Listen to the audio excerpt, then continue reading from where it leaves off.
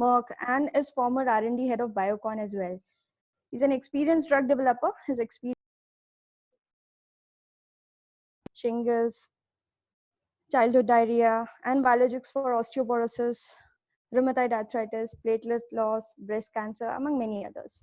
He did his PhD on development of a leprosy vaccine from Cancer Research CRI, Mumbai. Postdoctoral studies he did on pathogenesis of AIDS from Cornell University Medical College, North Shore Hospital, and taught immunology at the University of Pennsylvania. He's also, like Pawan said, he's also a music enthusiast. While learning to play a variety of instruments, he actively worked on promoting Hindustani classical music in LA, Los Angeles, Rupak School of World Music, and Philadelphia, Sangeet Society.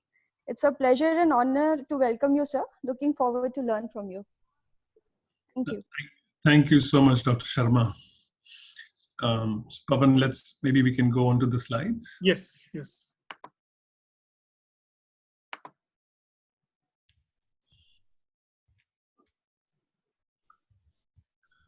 So welcome to the talk that I'm going to do on COVID. I'm sure all of you have heard so much about COVID, and maybe are learning too much on WhatsApp or from your parents, from your friends, and I'm sure there's a lot of information that you are getting, and trying to integrate all of that. So one of the biggest challenges that I face personally is that there's so much information that I find it difficult to get everything together and try to make a story out of it. So what I'm going to try to do is try to tell you a story of immunology of the virus. There are so many facets to this disease. And what's fascinating is that everywhere you can hear people talking about science, about the virus, about the disease, and so there's an explosion of science in society today. So next slide, Pawan. Yeah.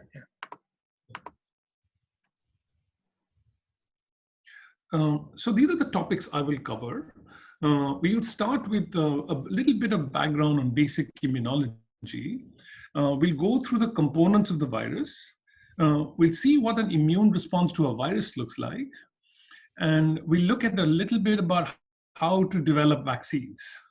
And then I'll show you an example of one vaccine that is being developed. And then we'll end by some herd immunity. Okay.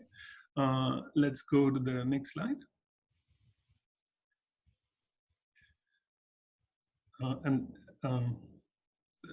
So we'll talk a little bit about basic immunology. So let's go to the next slide. So why do we go to school? We go to school as children to learn from what is right and wrong. We learn what is good and bad. We learn to tolerate each other. We learn how to work together. We also learn special skills. We learn mathematics, we learn biology, we learn art. We learn how to communicate. We learn how to talk to each other. And we also learn how to help each other. So there's a lot of similarities between immunology and society, and I'll give you that example in the next few slides. The next slide. So let's take a story. Let's take an example. This is the city of, let's say, Pune. And we all are born in the city of Pune. Those are the little dots over there. Baby is born in the city of Pune. And let's say, for example, there's only one school in Pune. And now you go to this, everybody goes to the school. In school, we learn everything that I just said. We learn from what is right and wrong. Next slide. So once we graduate out of school, we come out into the world, having been educated, and we go through a process of doing different kinds of jobs. We do jobs of plumbers, carpenters, art professionals, engineers, musicians, teachers. We all have different jobs, and we all live harmoniously in the city and help each other. The next slide. During the education process, there are a bunch of children who also go to the same school, shown here in blue. And the next slide. But when they go to school and come out of school, they become police officers. Police officers are very different from regular people as far as their function is concerned. Their job is to maintain law and order, right? The mere presence of a police officer will inhibit crime. Yeah, you can go ahead. So one day, a foreigner comes into the city. This foreigner has been educated in another city and has learned what is right and wrong from a different place. Now, should the person be allowed into the city? Of course. So therefore, the person comes into the city, and the next slide, and freely walks around in the city and does whatever they want to do, and they're happily walking around in the city. And until such time, they're not doing any harm, it's perfectly fine for a foreigner to come into the city. In fact, if someone comes and does something, some foreigners come and do some good things in the city. They build bridges and they have special skills that they bring from outside. So now, next slide. Let's focus on this box at the entrance of the city. The next slide. So the star is the foreigner who's coming. When the foreigner comes into the city, and you know, in this case, in this story, the foreigner doesn't have good intent. So the foreigner is coming with an intent to do bad into the city. So the yellow is the city. When the foreigner comes into the city, he comes with a little bit of noise, right? He brings his own gundas and people with him. And he comes into the city. As soon as the person comes into the city, the border police gets activated, and the security system gets activated. They are aware that something bad is happening, but the bad people haven't done anything bad yet. They just have come in, and therefore the police just makes sure that everything is going well. Next slide. Next slide. So what happens is that the border police now these bad elements start coming into the city in a big way and taking over the city, and now the army has to be called. So the border police informs the general, the security officer tells the general, and the general now orders the army to come in. He tells the Air Force, he tells the Navy, and he tells the army, please come and help us try to destroy these forces that have come into the city, because we can't handle it ourselves.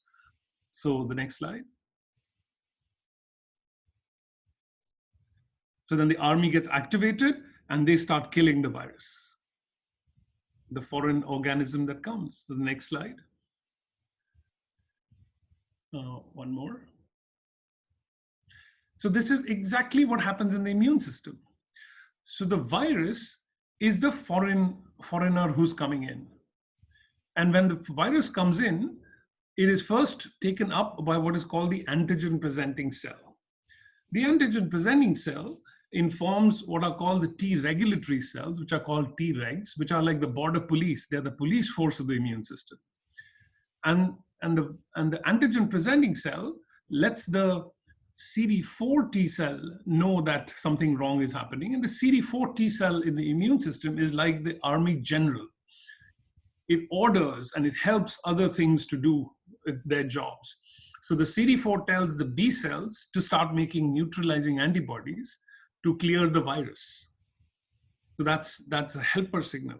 And on the left side, the CD4 cells tells CD8 T cells to become cytotoxic T cells, which means killer T cells, which can then kill the virus-infected cells. And so the left side is called cell-mediated immunity. The right side is called humoral immunity. And you can see that the analogies are the T regulatory cells are the border police. The B cells are like the Navy and Army. And CD8 cell is like the, Navy and the Air Force. And the CD8 T cell is like the Army, because the CD8 T cell has to have a hand-to-hand combat to kill the cell. So we'll come to how that happens in the next slide. Okay, the next slide. Okay. So what I'm going to, so the one message that you have to take away from today's talk, as we develop a vaccine against COVID, we need both armies of the immune system to be activated by the vaccine. What is called the humoral immune response, which is eliciting an antibody against the virus, which will then clear the virus. But you also have to activate the army, which is the cytotoxic T cell of the virus, to the virus, so that the virus can kill, so that the cytotoxic T cells can kill the virus infected cells. Okay, next slide. Okay, a little bit of more detail, because this is important to understand how the vaccine is developed. There are two types of antigens, and an antigen is any foreign substance, like the virus in this case is an antigen. In this case, the virus is present inside the cell. It's called an intracellular antigen. When the virus is inside the cell, it expresses its viral proteins, and these proteins have to be presented to the T cells for the T cells to recognize it. So this process is called antigen presentation.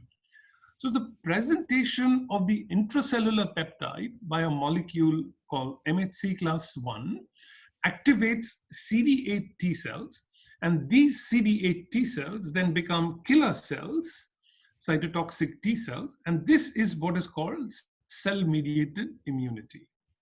Okay, next slide. And this is what the recognition looks like. The bottom part of the cell is the cell membrane, and the orange blobs are the antigen presenting. The green is the viral antigen. It is being recognized by the T cell, which is shown in purple. So that's how the recognition takes place. Okay, next slide.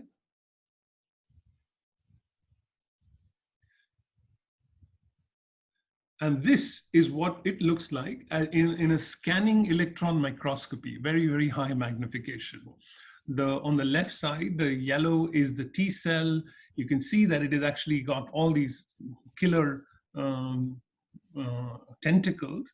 It goes and kisses the virus infected cell shown in pink, and then injects toxic material into the cell and kills it. So it's a hand-to-hand combat. And CD8 on the right side also, you can see that the viral infected cells are being killed by the T cell shown in blue. These are cell-mediated immunity. Next slide.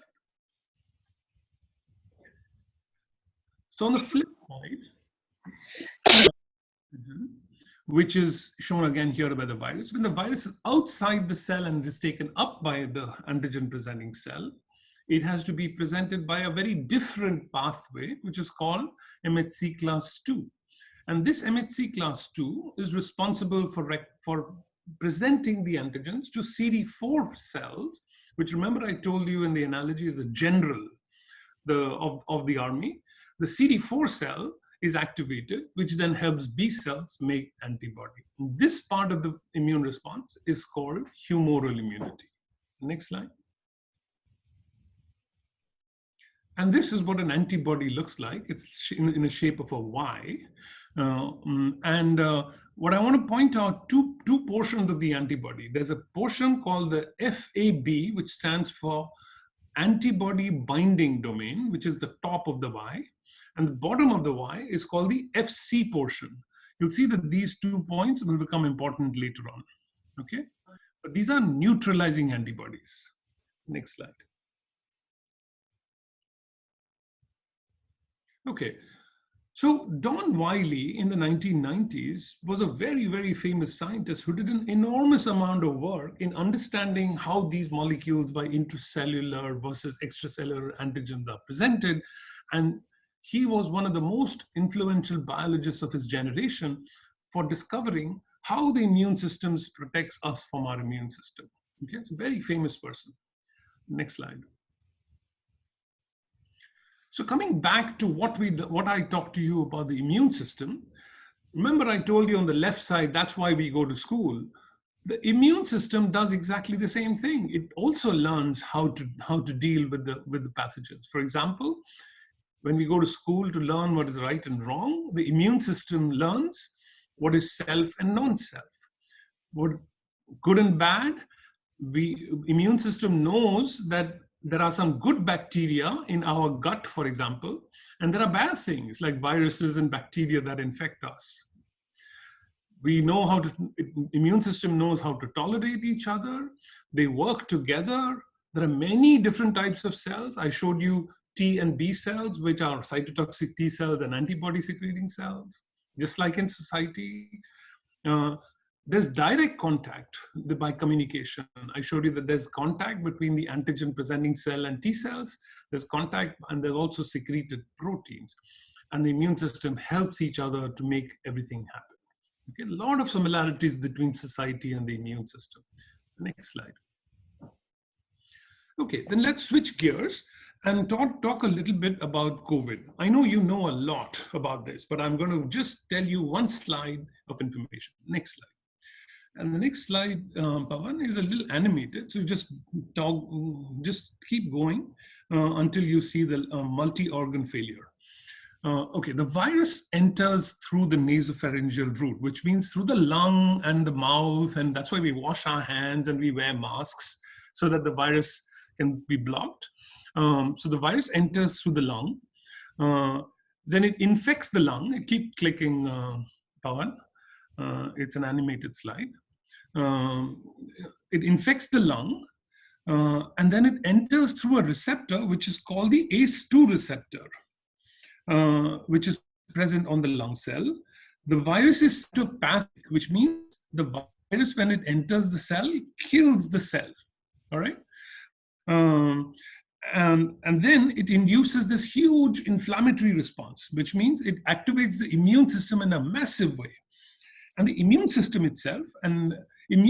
itself causes a lot of harm to the different kinds of cells. It's like carpet bombing. The immune system starts killing a lot of different things, and it also kills a little bit of the own tissue. That's why the lung disease is so, you see so many people getting lung infections and lung problems.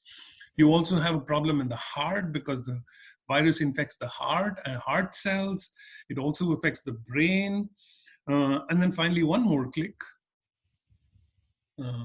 And you have this thing called multi-organ failure, means multi-organs, or the lung, the heart, the kidney, all of these organs start failing. And that's when you get really bad symptoms of this virus. And this happens very quickly. It happens within a week. So it's a very infectious virus. Next slide. So what is this virus? The next slide. Yeah, one more. So the virus is made up of these several proteins which are decorated on the surface. One slide before. It has these 5 proteins which are called spike, envelope, hemagglutinin esterase, membrane, and nucleocapsid. Yeah. And these are the proteins of the virus that are required for the virus to enter the cell. If you go one slide back. So what I wanted to show, this picture is, the next one. This picture is a very, very high magnification of what is present in the virus. And what I wanted to, the next one, the one with the big football. So this is the surface of the virus, and these are the spike proteins. You can see that it's got sort of a ring-like structure and it's got a stalk, right? This is what the virus is used to enter cells. Next slide. And I've given a little bit of a magnification of that in the next slide on the left, which is the stalk and the tip, and that's shown on the right in a schematic diagram, where I've shown that the top portion of the ring portion on the left that you see is called S1, and the bottom portion is called S2. S2 is stuck to the membrane, right? Now, there's a middle blue line that I've drawn. What happens is there's a protease cleavage site, which means that the virus has to cut off this top portion for the virus to enter. And how does that happen? And I'll show you then in the next slide. Um, one more slide. And the next slide is animated, Pawan. So if you do one click, so you can see the virus separates first, it's cleaved, and then one more click. Let's do that again. Go back.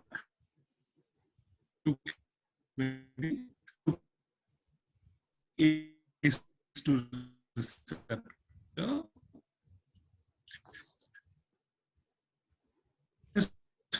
Infects the cell. Binding, and then the next slide.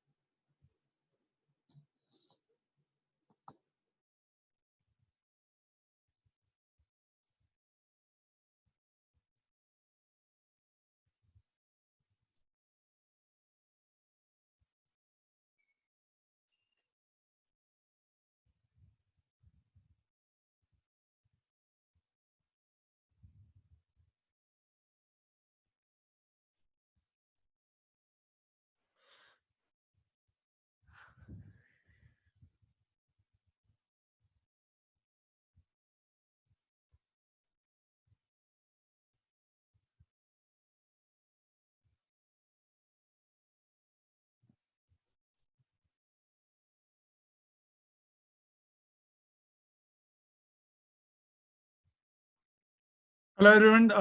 Naren just got disconnected. He's just coming on back in a minute.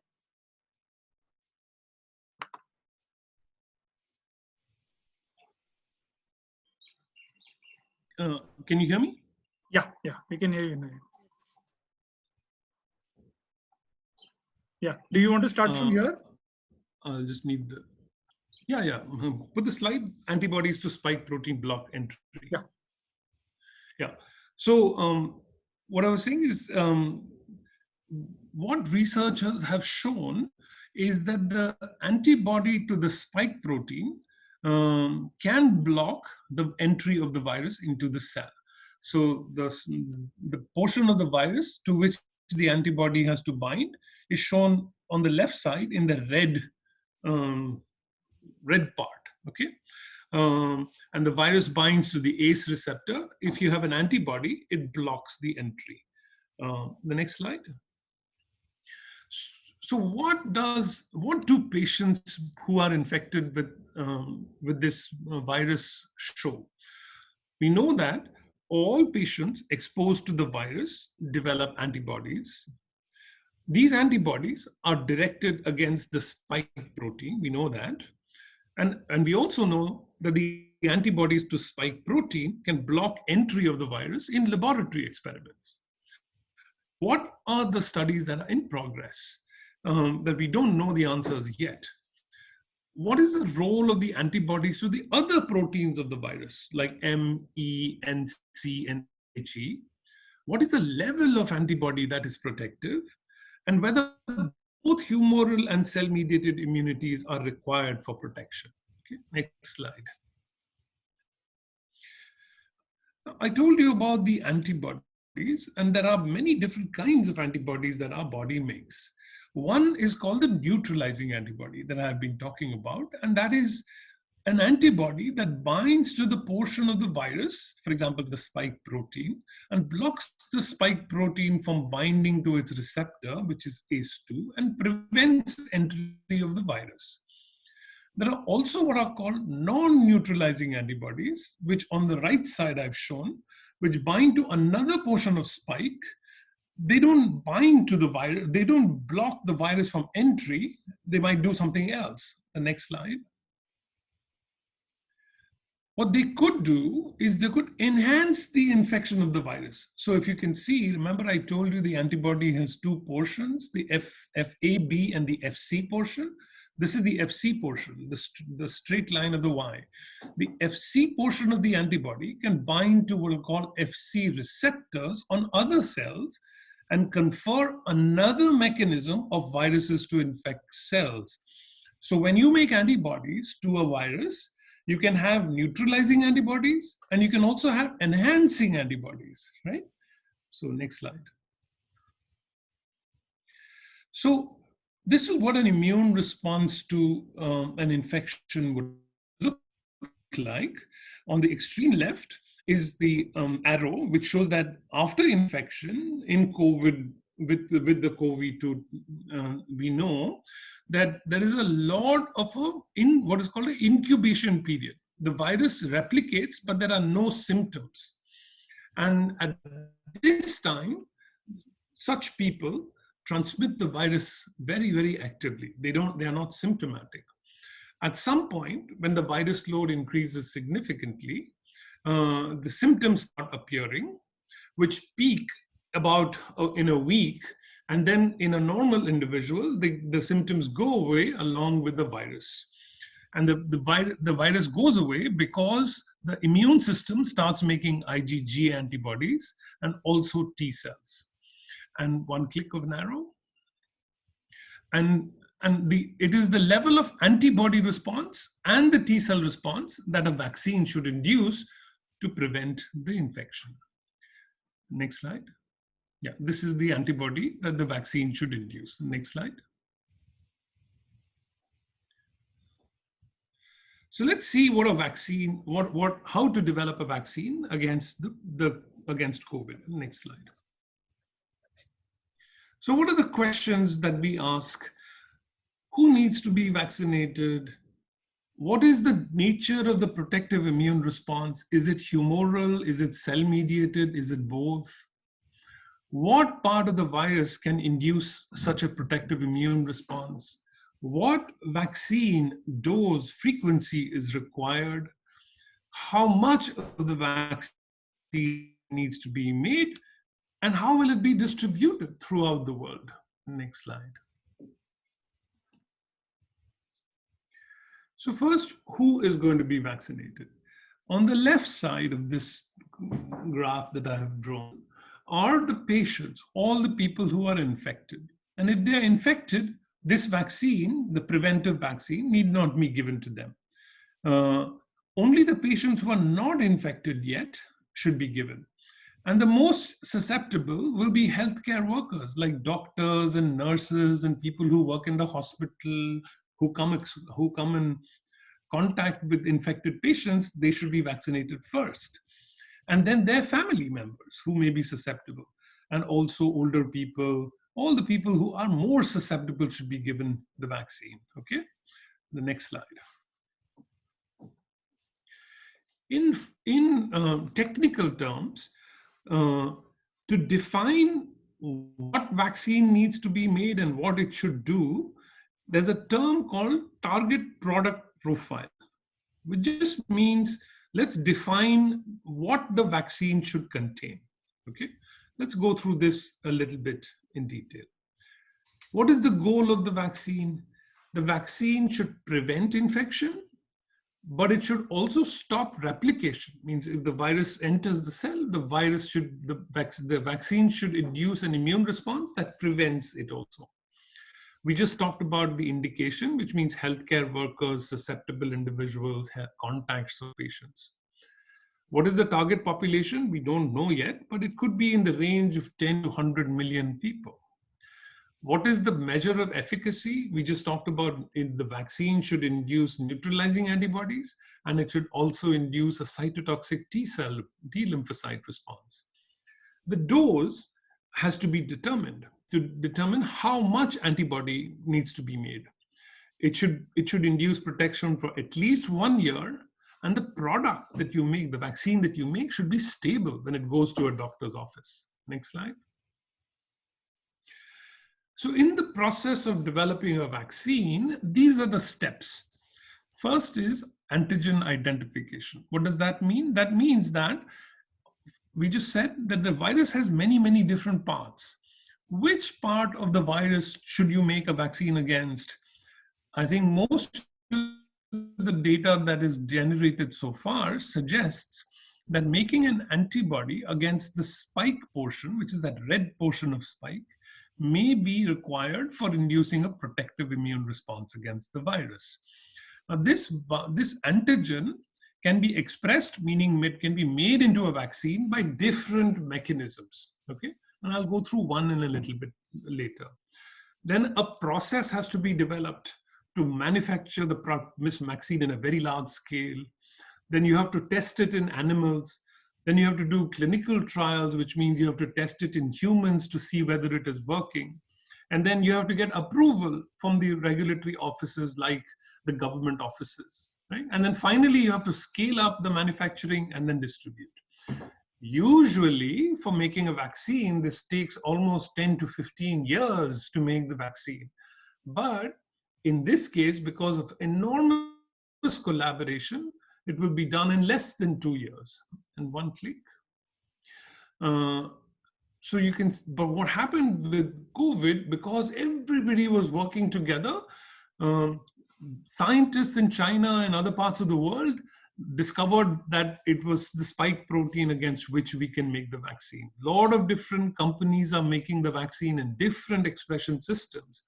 Toxicology studies are being done very, very fast, and clinical trials have already started. Next slide. And this is just a small list of more than 80 companies who are trying to develop vaccines. And I will just talk about the one that has been publicized quite a bit. It's from Oxford University using Chimp adenovirus. And let's go to the next slide. The Chimp adenovirus vaccine is called ChAdOx, Chimp adenovirus vaccine. It is a chimpanzee adenovirus, which is adenovirus is a virus that causes the common cold in humans. The chimpanzee version of it is called Chimp adenovirus. So what's done is that the Chimp adenovirus genes are taken out, the DNA is taken out, and it is replaced with the gene for the spike protein. And that's why it's called the Chimp adenovirus nCoV19. This vaccine, not for COVID, but for other diseases, has been previously tested in humans, suggesting that it will be safe. And it has also been shown to induce both antibody and cell-mediated immune responses in animal models. Next slide. So if I just go back to the immune system and show you where the vaccine works, we had looked at this slide before. On the left side, instead of the virus infecting the cell now, the vaccine will be given to the cell. The vaccine will activate, just like the virus, it will activate the regulatory cell. It will activate the CD4 cell, which is the general of the immune response. And then it will help B cells make neutralizing antibody against the virus. And it will also help cytotoxic T cells be generated. But this is the vaccine. It doesn't cause the disease. So when you have activated the immune response, when the real virus comes along, your immune system is already ready. Okay, next slide. And just to show you an example of the large-scale manufacturing of this virus or this vaccine will require a lot of work. It requires all these steps which are listed on the left side. Yeah, and these manufacturing facilities are very big, and you have to wear these gowns. You have to be very, very clean facility to make a large amount of this vaccine. The next slide. So I told you about the clinical trial, which is the testing of these patients, of the subjects, right? So what does the clinical trial mean? You have to test it in humans. What is the goal of this clinical trial? It is to induce protection and curb progression. I also told you that it has to induce neutralizing antibodies and it has to induce cytotoxic T cells. Which subjects? 18 to 55-year-olds in good health, about 1,000 odd patients. They will be given a single dose. And of them will be given another vaccine, which is called the Meningococcal Vaccine, which causes meningitis as a comparator. And then there'll be a predefined number of individuals after they're infected will be unblinded. The next slide. And then after the study is completed, there are many phases of the clinical trial called phase 1, phase 2, phase 3, and one click. And all of these are put into one big, massive binder, which is electronically then submitted, and one more click. And then you have the approval process, which is the scientific review of safety and efficacy. And there's an inspection of the facility. And finally, you get approval. Go to the next slide. So now, what are the possible results that you can see? Let's say after the placebo, after the people have been given the COVID vaccine and meningococcal vaccine, 100 people are infected. The study is still blinded. Now, when you unblind the study, one of the possible results is all the patients, all the people who got the meningococcal, all the 100 people who got infected were in the meningococcal vaccine arm. That means the efficacy of the vaccine is 100%, which means very successful vaccine. It could be that 20 patients in the COVID vaccine arm gets infected, and 80 of them are in the meningococcal arm. That would be an average good vaccine. The next possible result could be 30 people could get infected and 70% are not infected, are in the meningococcal arm. And then finally, there could be 50-50. And one more click. One thing that could happen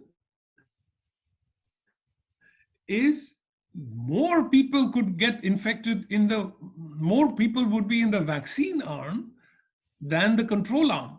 And the result would be minus 20%. And one more click. It is very likely that the vaccine could be dangerous. So we don't know which of these results is going to happen for the vaccine. And that is why you have to do a clinical trial before giving the vaccine to a lot of people. Yeah. Let's go to the next slide. So the success criteria for a vaccine, that it should be efficacious, it should protect from infection, it should have no or minimum side effects, and there's a lot of investment that goes into this economic aspects of developing the vaccine. It should be priced appropriately, there should be a distribution pattern, and there should be testing and there'll be impact. Okay, next slide. At this time, there's an enormous collaboration with many parts of philanthropy, industry, academia, and government, all working together to make sure we get a good vaccine. And then the next slide, which is, okay, once the vaccine is developed, then this is what the scenario will look like. This is called herd immunity. So let's focus on the person, which is, there are 4 types of people or 5 types of people in society. There'll be an uninfected person shown here in green, a vaccinated person shown in blue, previously infected people who have cleared the virus, which are shown as black dots, and currently infected people in society who are red dots, and then very infected people who will be hospitalized. So if you look at this arrow, which is, if you look at the one of the leftmost red dot, and Pawan, if you can point to that, on the leftmost red dot, yeah, that one. If this person is infected, he can only infect the next person in green, because that is the uninfected person. So only those 2 people can infect each other. Once these 2 people are infected, they cannot infect anyone around them, because the person is either vaccinated or previously infected. So if this is what is called herd immunity, meaning if enough people are vaccinated and enough people have got the infection, the virus will not spread. Right? This process is called herd immunity. So the last slide after this, one more.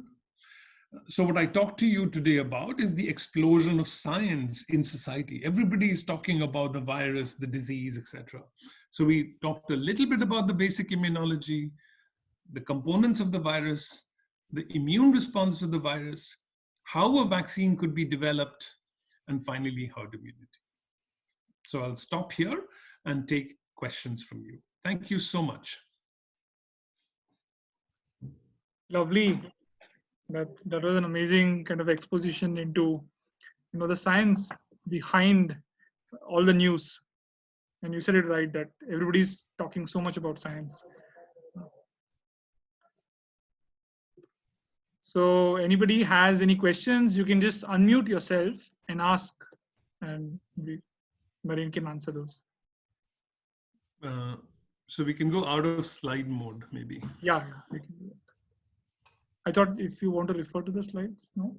Yeah, no, if required, then it'll be nice to see people, or Right. if Sure. We'll do that in a second. Stop share. Yeah. Wonderful. It'll be great to see your faces if you're asking the question. Yeah, unmute your mic and the video. Hi, this is Rohit. Right. Hi, Rohit. So I just wanted to ask that we've been talking about the prevention and vaccination, but can we know a little bit more about the treatments that are being done to cure coronavirus? Yeah. Very, very good point. So I did not cover treatment because that will require more detail, but there are, when the virus has a life cycle, it enters the cell through a particular receptor, then it starts replicating inside the cell, for which it requires machinery, like, for example, the RNA polymerase. Then it has to assemble, make new viral particles, and then the virus is excreted out of the of the cell. And let's say there are 4 steps in the virus life cycle, and that's where the drugs are targeted against. You can either block entry by some drugs, you can block replication by blocking RNA replication, you can block assembly, and then you can block its release. So all these drugs target one of these 4 mechanisms to kill the virus. That's one class of treatment that is being developed, and there are a lot of progress that is happening in various areas, nothing conclusive yet. And then the virus induces a huge immune response. And I showed you in the mechanism of the disease that the virus induces, the immune response itself causes damage. So another class of drugs that are being developed are drugs that can block the immune response, so that you don't get this pathology or the side effects of this inflammation on the virus. So these are the 4 or 5 mechanisms of how treatments are being developed. Okay. Sir, this is Nitin. I have a question. So I read that they have been developing like remdesivir. If I'm not sure how you pronounce it, but a medicine like that, which either I think it reduces the symptoms. Has that been effective? Has that been approved for like using it on patients, and how effective is it? Yeah, okay, very good question. So remdesivir is a drug that is made by a company called Gilead in Southern California. It has been approved by the US FDA for use in these patients. The way the drug works, it binds to the RNA polymerase of the virus, and it stops the virus from replicating inside the cell. Now, this drug has toxicity. It has some toxicity. It's not like it has no side effects. It has some side effects. But what it has to do is it has to enter the cell. It has to, every cell that is infected, and it has to cause inhibition of that replication, and that's how the drug works. So you have to have a high concentration of the drug for it to work effectively, right? Now, the other question you asked is has it been approved? Yes, it has been approved, and the way it is approved is through a clinical trial. The company did a clinical trial comparing it to patients who got the virus and patients who did not get the virus, and they showed that the people who got the virus had benefit from the virus. Now, remember, not all the patients who got the drug benefited. Only what the clinical trial says is more patients who got the drug benefited than the ones who didn't. Is being treated. Just as a follow-up, how effective has it been proven, and is it actually being used everywhere, or is it just used very in that area of Southern California right now? Yeah. So remember,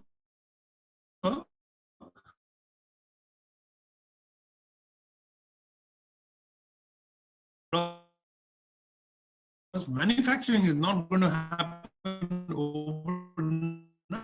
In a car industry, okay, you make a car, a beautiful car that is in your garage, let's say, right? Now, if you have to make 100 million cars, you have to have a factory. The same thing applies for medicines also. So the company is trying to make more and more, and as more and more drug will be available, it will be distributed to the rest of the world. Yeah. Hello, sir. Yeah. Myself Dipti. So I want to know regarding plasma infusion therapy. Okay, very good question. So plasma is the liquid in your blood, right? Now this liquid, if you're infected, contains antibodies, just like neutralizing antibodies, which is when healthy develops antibodies, and that antibody clears the virus in that particular individual. Since the patient has a lot of blood to other people, the antibody made by one person can be given to someone else. Sounds very simple, not person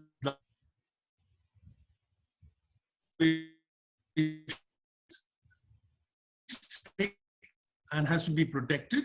This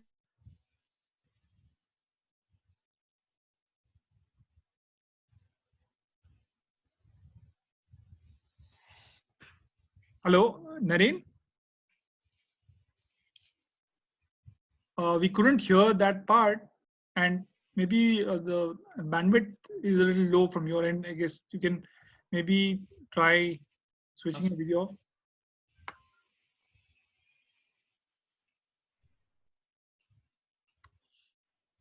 I'm sorry. Can you repeat that? Yeah. You can. Hello. Just a minute. We'll allow Naren to come back. Now?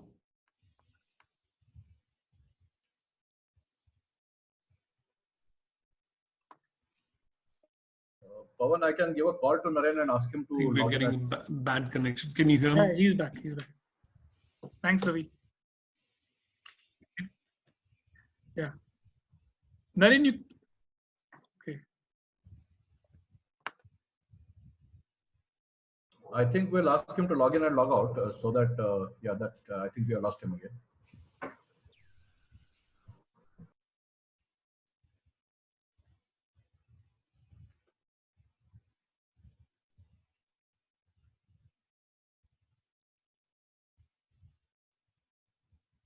Yeah. Can you see me? Yes, sir. Yes, can see you. Yeah.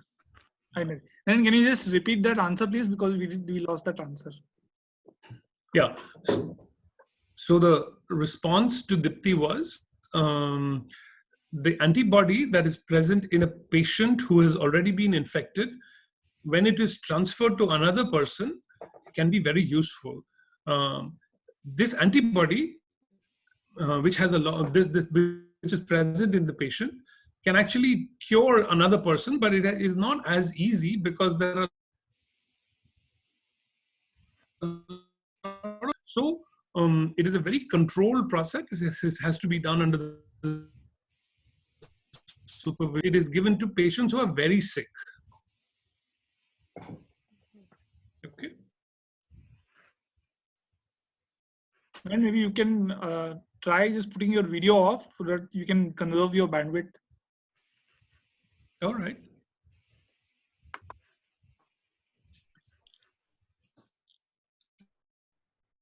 Hi, this is Rohit again. Any other question? Yeah, so Hi, I Rohit. have a slight small question. So HIV, both Corona and HIV, both are retroviruses, and Corona attacks the respiratory system. But how is their action different, and the consequence of getting affected? What is like difference other than the fact that they attack different systems in our body? Yeah, very good, insightful question. So one of the major differences between HIV and corona, that while both of them are RNA viruses, one of them, as you mentioned, is called a retrovirus. And the reason for that is that it has a gene called the polymerase gene, which encodes for an enzyme called the reverse transcriptase. So in the life cycle of HIV, the RNA first has to be converted to DNA inside the cell. And this DNA integrates into the host genome and then expresses RNA and then protein. For coronavirus, there is no, that step of converting to DNA is not there. The RNA goes into the cell and that RNA itself starts transcribing protein. So there is, at least as far as we know today, there is no integration of coronavirus into the cell or conversion of that RNA to DNA. That's the major difference between these two viruses. So genes do have the ability to stay a little dormant for a while they'll later reappear, right? So is it possible that that could be happening with COVID? Yes, absolutely. Very good, very insightful question. It is very possible that the RNA present inside the cell can last in the cell for a very long time. We don't know that for sure. One of the reasons why we are seeing what is called reactivation of the disease, where the virus has been cleared by the immune system, but the RNA of the virus still sits around in the cell, and when the immune goes weaker, that RNA starts making new virus. It's very possible. Okay, thank you. So just one more follow-up question to the last time I asked. This is Nithir again. Yeah. Like the Serum Institute of India, as well as a few labs in Gujarat, etc., they have been developing vaccines, right? And so they said that they have been able to decode the genome. What exactly happens after they decode the genome? And like, other than just stopping the action of the virus, how is it different from remdesivir? And what is like the difference between both the vaccines? Yeah, so I'm not completely familiar with the technology that the different companies are using, but they range from. So I told you, which is an adenovirus in the viral the spike protein gene inside as a spike protein. Now, the other kind of viruses, I believe Serum Institute is collaborating with Oxford University to make this vaccine. For example, your measles vaccine is what is called live attenuated vaccine. So it is the actual virus. So the virus is used by removing some component of the virus so that it doesn't replicate. Right? It blocks its replication, but then the entire virus is used to be so all measles, mumps, rubella, chickenpox vaccine, rotavirus vaccine, all these vaccines are called live vaccine. Then vaccine using just a protein, meaning the spike protein. You can purify the protein and make that as a vaccine. But the disadvantage of that is because the protein doesn't process the antigen through the intracellular pathway that I showed you. You will not get cytotoxic T cell action of the protein. So if you want both cell-mediated and humoral immune responses, you need a vaccine which expresses the gene of the virus. So there are many other examples, but these are the three major ones: the adenovirus vaccine, the live vaccine, and the protein vaccine. Naren, we lost you temporarily. And can you repeat the question? I couldn't hear you. Yeah, the whole answer got garbled. So now we can hear you properly. So can you please repeat it? Okay, so there are three kinds of vaccine classes. One is the recombinant protein, the which is the adenovirus vaccine expressing the gene. The second is a live virus, which is measles, mumps, rubella vaccines you get, this is a live virus, and it is attenuated. Some portion of the virus has been removed so that it doesn't replicate. But otherwise, the entire virus is used as the seed. And measles. Yeah, I think that for some reason the signal is bad. Okay. Yeah, is it through your Zoom allows you to kind of connect it for audio through your phone? Is that there with you? Yeah, I'll try through my iPad. Yeah, usually iPad works. Yeah.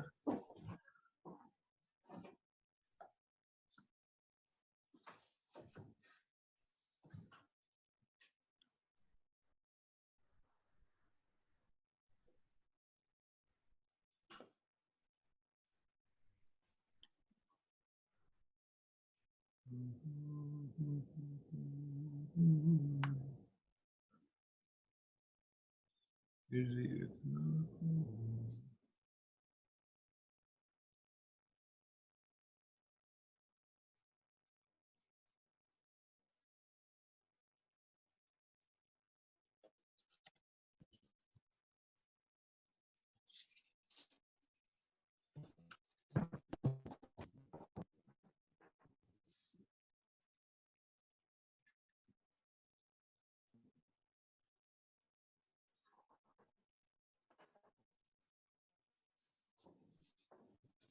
Can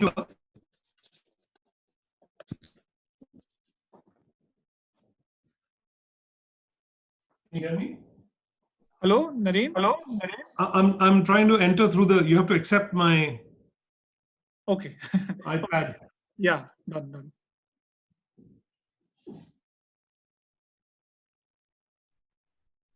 Can you hear me? Let me put up my computer.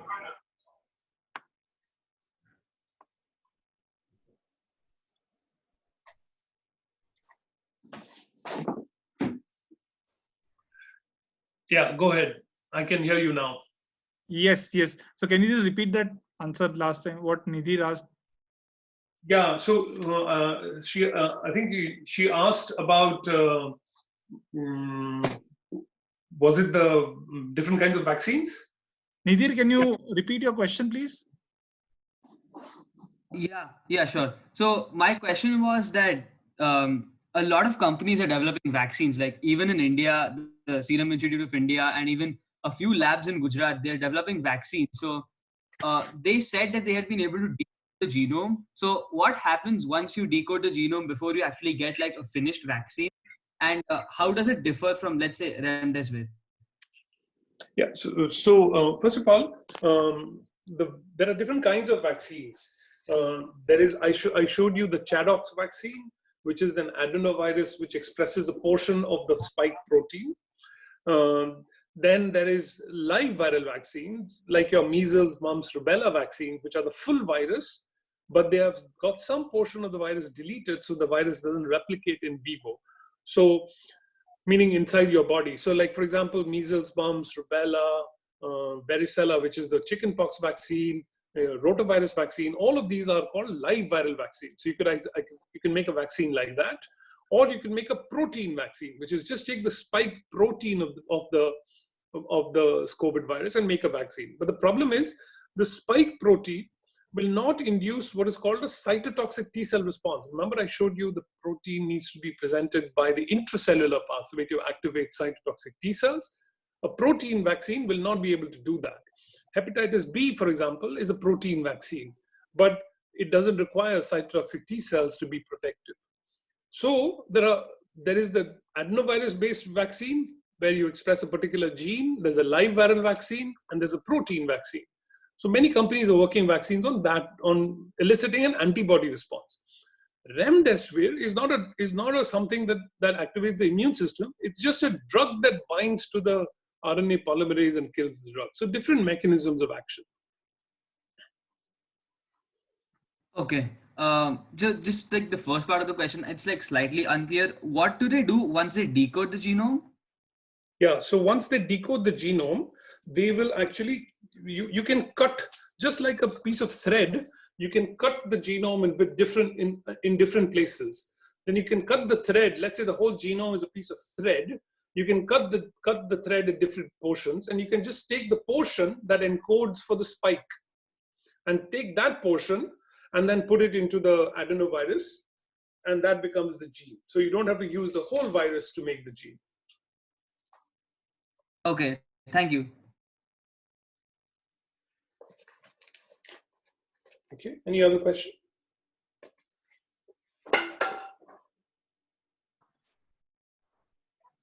Yeah, Naren, while some others also ask a question, I have a question, is that they say that in India, because of the BCG vaccine, we got saved and we had inbuilt immunity for the coronavirus. What do you think about that? Yeah, so there's a lot of hypotheses going on. So there are multiple reasons why we may have a lower rate of infection in India. It's possible. So here are some of the reasons. One is, the first one, of course, is that because we had an early lockdown, the number of people infected right in the beginning was very low. So that's why we had a good head start, that we did not have a lot of people. The second is that in general, in India, greater than 90% of the people are less than 60 years of age. So we have generally a younger population. So we know from the epidemiology of this virus that it doesn't cause very bad symptoms in younger people. The third is what is called the hygiene hypothesis. Well, the hygiene hypothesis in immunology hypothesizes that the more infections you are exposed to, the more hyperactive your immune response may be, and therefore the ability of responding to other pathogens may be a little bit faster. That's a hypothesis that is still being tested, is not sure. And that is probably what BCG is trying to do. And then I think the most important one in terms of why it might be is we may have a different strain that is infecting different parts of the world.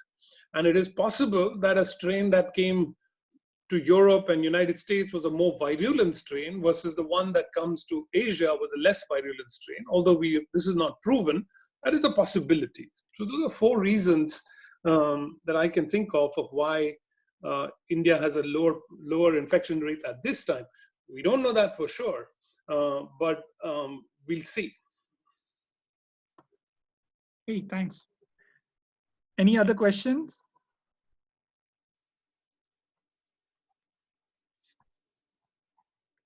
Right. I have a few more. I've been saving it up so that I can ask and might be able to. Yeah. So there is one question on chat.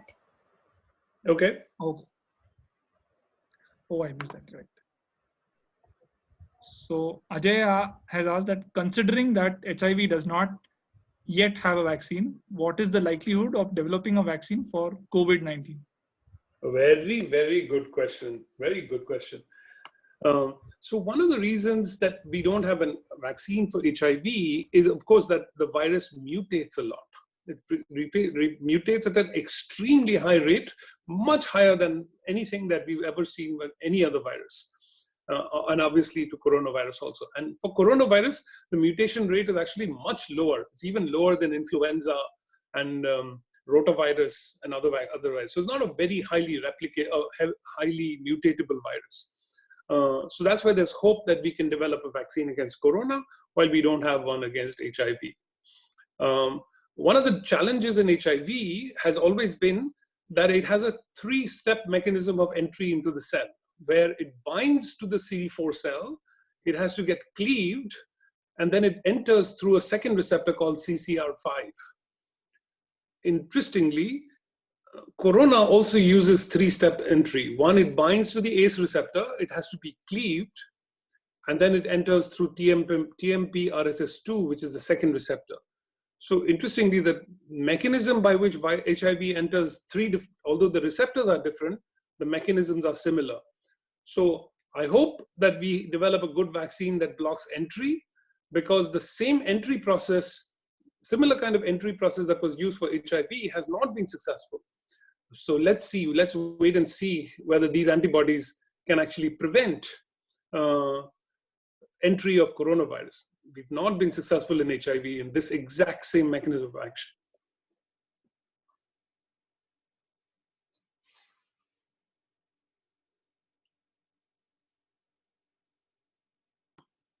Okay, and the next question from Ajay is, what is the likelihood for the COVID-19 virus to change the mutation rate? Yeah, very good question. See, we follow the pathogenesis of viruses through sequencing of many different strains for not just for decades, but for millions of years. These viruses are at least 300 million years old. Humans are probably a few million years old. So the viruses are much older than humans. So they've been mutating for many, many more millions of years than we can ever imagine. And they mutate to adapt to the newer and newer environments that they come across, right? So if we have to extrapolate that the virus has had these few mutations over the last few million years, I don't think there's a reason to believe that suddenly it will start mutating at a rate faster than what it has done for many more years. Although this is the first time the virus is infecting so rampantly in humans. So that is one reason. The second is, unlike HIV, which has its own genes which allow it to replicate and mutate much faster, the virus doesn't have its own mutatable gene, has a much lesser repertoire of genes for mutation and integration, and therefore the machinery required for mutation also is slightly lower in this virus. And those may be the reasons why this virus may be mutating less than the others. Next question. What is the similarity between the COVID-19 virus and the Spanish flu virus?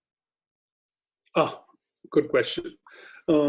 First of all, influenza viruses and coronaviruses come from different families of viruses. So from a sequence perspective and what they bind to and how they enter cells are very different. So while the clinical manifestations of the viruses are similar, in which they are infected through the lung and they cause inflammation and they cause death or significant symptoms, the mechanism of how they enter cells is quite different. They use different cell surface receptors. So a vaccine against influenza, for example, will not protect you against coronavirus. So there are similarities in symptoms, but the actual viruses are different, the family of viruses are different, and the receptors they use are different.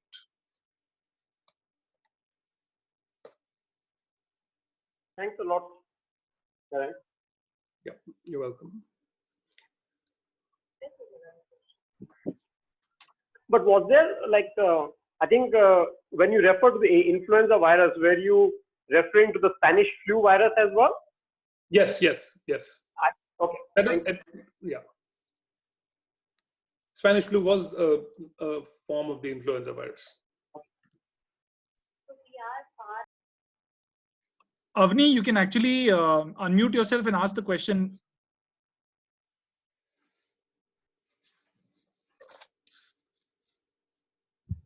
Okay, hello.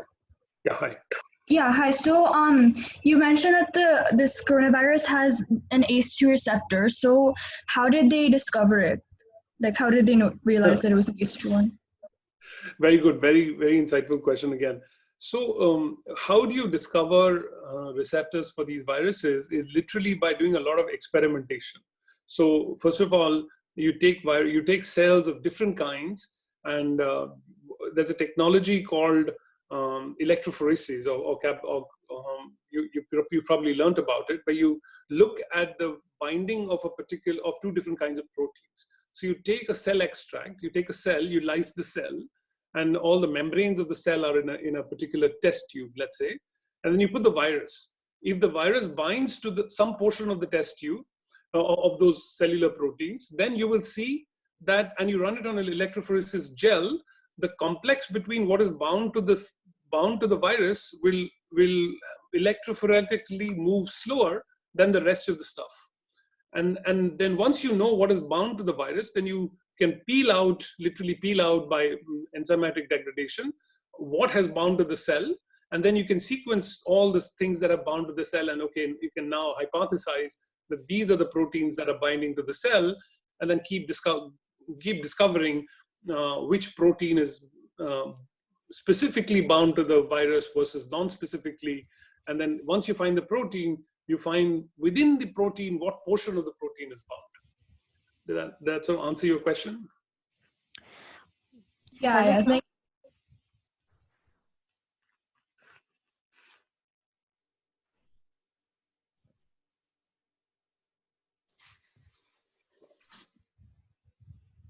Hello, sir.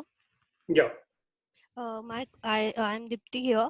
My question is how the hydrochloroquine, that is a malarial drug, actually proved to act or reduce the coronavirus disease. Good question. So coronavirus life cycle, I told you, involves binding, entry into the cell, replication, assembly, and then also excretion. So where does when the virus enters the cell, it enters the cell through an organelle called lysosome. And the lysosome has a lot of enzymes, and it has these proteins which allow the virus to enter the cell and then replicate inside the cell. The proposed mechanism of chloroquine and hydrochloroquine is that it enters the cell and then probably changes the metabolic or the chemical nature of that lysosome, and therefore the virus cannot replicate because the chemicals in the lysosome are disturbed, and therefore the virus cannot replicate efficiently inside the cell. That is one mechanism. The other mechanism is chloroquine also affects the hemoglobin pathway, and there is some hypothesis that this virus affects the hemoglobin pathway to transport oxygen, and therefore there may be multiple mechanisms.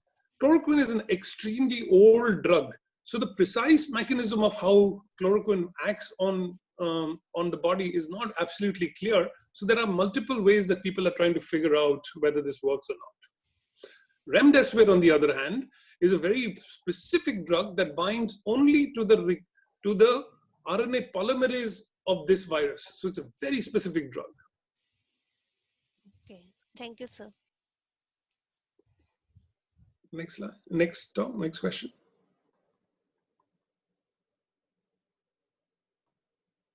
Nidhi, go ahead. If you have a question, you can ask.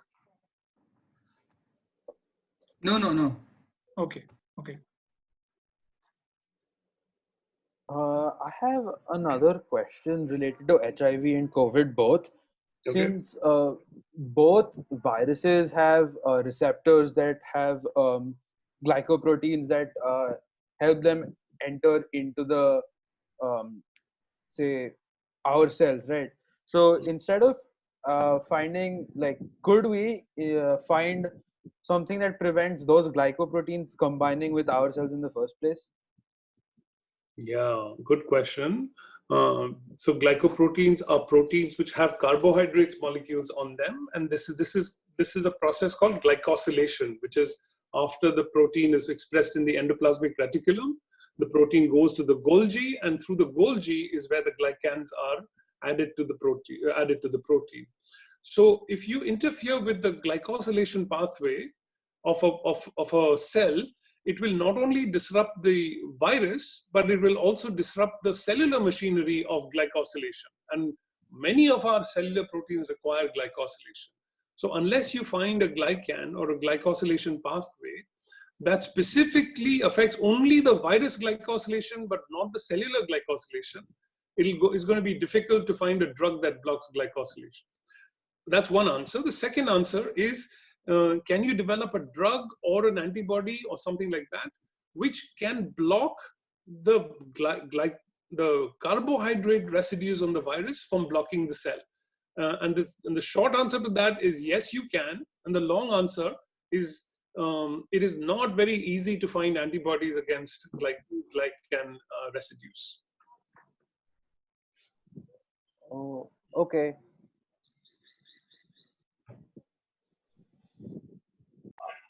This is Ajay. I've got another question for you, Naren.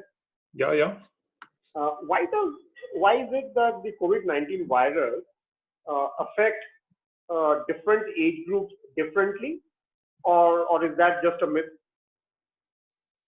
But I think that the why it does not cause a more severe disease in majority of the younger people, especially the children, is still an enigma. But one thing to be clear, it is not like the younger people and the children are not getting infected. They are getting infected, but the pathogenesis of their disease or the manifestation of the symptoms are less. There are many hypotheses. The one hypothesis that I am liking right now, and because I look at it from an immunological perspective, generally, the older you are, the more things you're exposed to immunologically. And therefore, your immune system is a little bit more hyperactive. And the more hyperactive your immune system is, that is one mechanism. The second mechanism of why older people get infected more or have more symptoms is because the ACE2 receptor, which is the receptor for this virus, is almost ubiquitously expressed, meaning it expressed on many different cell types. It's expressed, I told you, in the lung, in the heart, in the kidney, and many other cells in the muscles. So when the virus enters the body, it starts infecting all these different cell types, right? Now, if you're an older person with a cardiac disease and the virus enters the heart, it will affect the heart function. Now, if your heart function is already compromised, then the probability that it will be compromised further by the virus is much higher. So those are the two examples those are two high-level mechanisms of actions why I feel older people are more affected. Thank you. Naren, I heard in a TV channel that some animals like dogs or some pet animals had got affected from humans, but the vice versa is not true, not possible. Is that true?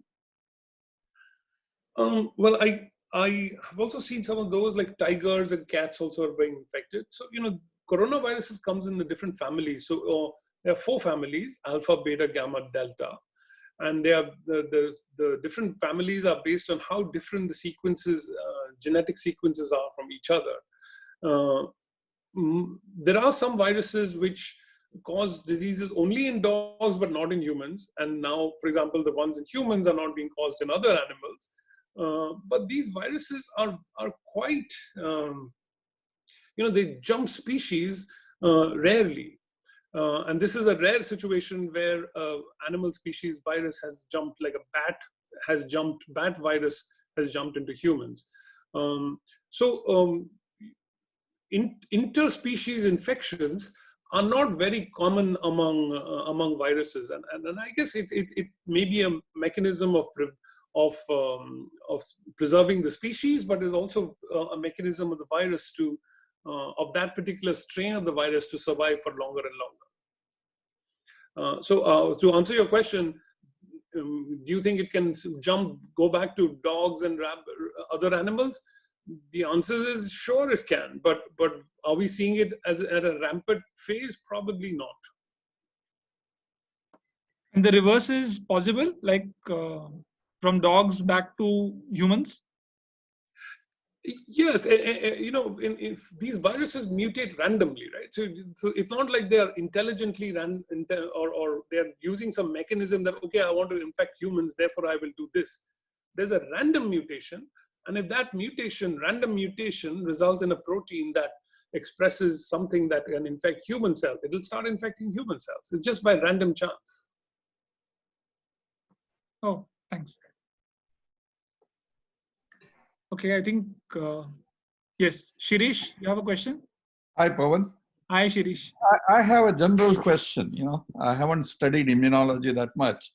Dr. Naren, given so much data now is available in the world, all these countries and millions of people infected, why hasn't there been a response from the scientific and governments to really isolate the most critical portion of the communities, which is the older generation, let's say 60 above or 70 and above, until there is a effective treatment or something like that, because that can be done very effectively, and the remaining population, even if it is infected, the chance of them dying is so low.